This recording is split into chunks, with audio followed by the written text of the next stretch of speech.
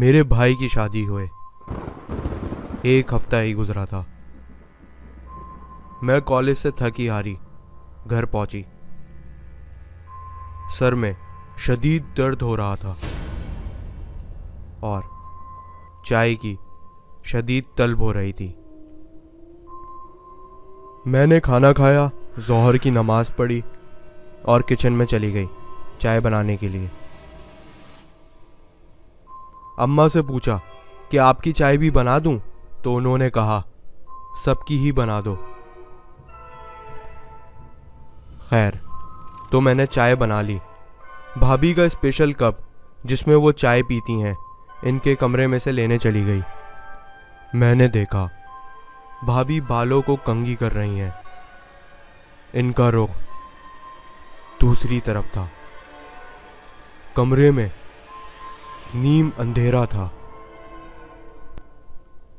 भाभी के बाल खूबसूरत, घने और लंबे थे, जो कि बहुत ही ज़्यादा खूबसूरत लग रहे थे। मैंने भाभी को सलाम किया और उनका चाय का मग लेकर किचन में आ गई और ट्रे में कप रखे और गरम चाय डालकर पहले भाभी के रूम में गई तो मैं देखती हूँ कि भाभी अलमारी की तरफ मुंह करके खड़ी हुई हैं।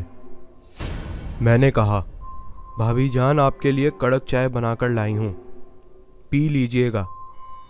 भाभी ने हाँ में सर हिलाया, लेकिन मेरी तरफ नहीं देखा। खैर, मैं मुस्कुराते हुए कमरे से बाहर आई तो अम्मा ने मुझसे कहा, बेटा आज क्या हो गया है, अपने साथ बातें क्यों कर रही हो और भाभी के कमरे में क्यों गई थी? मैंने कहा, अम्मा मैं अपने साथ क्यों बातें करूंगी, मैं तो भाभी को चाय देने के लिए गई थी। अम्मा और मुझसे बड़ी दोनों बहनों ने मुझे हैरानी से देखा तो बड़ी बहन मुझसे कहती है, भाभी तो आज सुबह ही अपनी अम्मी से मिलने चली गई थी जब तुम सुबह में कॉलेज के लिए निकली थी, तो भाभी भाई के साथ चली गई थी। मैं बेहद घबरा गई और मैंने कहा, ऐसा कैसे हो सकता है, भाभी तो अपने कमरे में हैं, मैं इन्हें अभी चाय देकर आई हूं।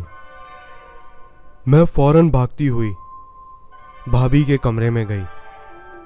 वहां अंधेरा था, लाइट ऑन की, लेकिन वहां कोई मौजूद ना था।